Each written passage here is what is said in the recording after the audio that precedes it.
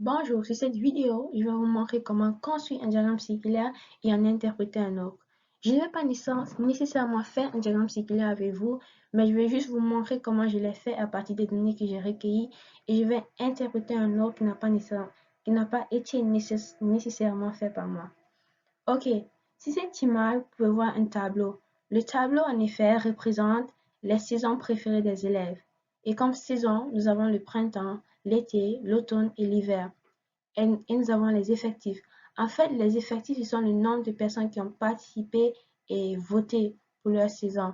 Alors, comme effectif, nous avons 20 personnes qui ont voté pour le printemps, 90 qui ont voté pour l'été, 30 qui ont voté pour l'automne et 60 qui ont voté pour l'hiver. Et au total, ça nous donne 200 personnes en tout qui ont participé et ont voté. Comme fréquence, nous avons 10% pour le printemps, 45% pour l'été, 15% pour l'automne et 30% pour l'hiver.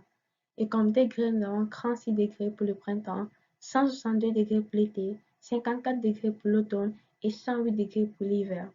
Alors maintenant, je vais vous expliquer comment j'ai trouvé mon effectif total, mes fréquences et mes degrés.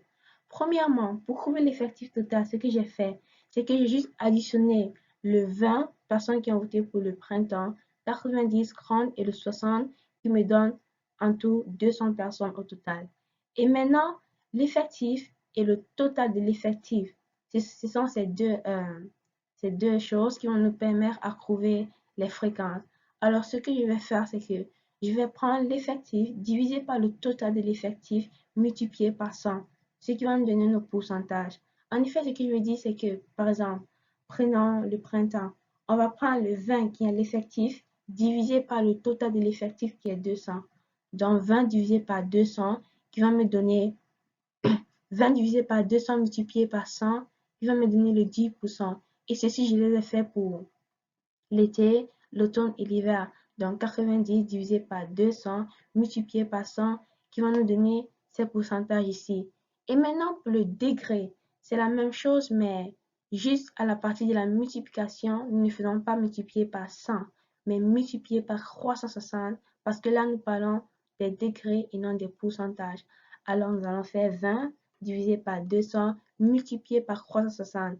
Donc ceci était fait pour tous les saisons que ce soit printemps, été, automne, hiver, j'ai pris le 90 divisé par le 200 multiplié par 360 parce que ici, ce sont les degrés. Alors, ça nous donne ces degrés souvent 36 degrés, 162 degrés, 54 degrés et 108 degrés. Alors maintenant, c'est à partir des données de ce tableau que nous allons maintenant faire notre diagramme circulaire et principalement à partir des données du degré. Ce que je veux dire, c'est que c'est à partir du degré que nous allons prendre notre rapporteur d'angle et que enfin nous pourrons mesurer nos degrés pour créer le diagramme circulaire. Alors, ici, nous avons notre diagramme circulaire. Comme je l'ai dit, c'est à partir des données du tableau que j'ai pu construire ce diagramme circulaire. Premièrement, ce que vous pouvez voir en haut du diagramme circulaire, c'est le tir. Donc, saison préférée des élèves. Il est nécessaire de toujours mettre le tir en haut de son diagramme circulaire. Il ne faut pas l'oublier. Et maintenant, à l'intérieur du diagramme, ce que vous pouvez voir, ce sont les couleurs. Les couleurs qui sont là pour différencier les saisons, soit le bleu pour le printemps, le orange pour l'été, le gris pour l'automne et le jaune pour l'hiver. Et à l'intérieur de ces couleurs, vous pouvez voir des pourcentages qui représentaient le nombre des élèves qui ont voté pour les saisons, soit un 10% des élèves qui ont voté pour le printemps, un 45% des élèves qui ont voté pour l'été, un 15% des élèves qui ont voté pour l'automne et un 30% des élèves qui ont voté pour l'hiver. Alors ça, c'était ma courte explication pour le diagramme circulaire que moi-même j'ai fait, que moi-même j'ai créé à partir des données que j'ai recueillies. Et maintenant, nous allons aller avec une interprétation de notre diagramme circulaire que je n'ai pas vraiment fait. Alors, let's go.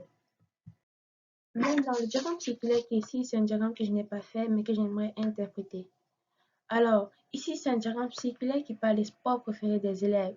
Et comme nous pouvons le voir, il y a encore des couleurs pour les différencier. Soit le bleu foncé pour le squash, si je le prononce bien, le bleu clair pour le football, oui, le orange pour le tennis, le gris pour le basketball et le jaune pour le handball.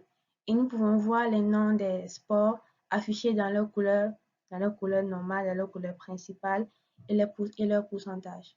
Alors, nous avons 16% des élèves qui ont voté pour le squat, 30% des élèves qui ont voté pour le football, 20% des élèves qui ont voté pour le tennis, 15% qui ont voté pour le basketball et enfin 19% qui ont voté pour le handball, pardon.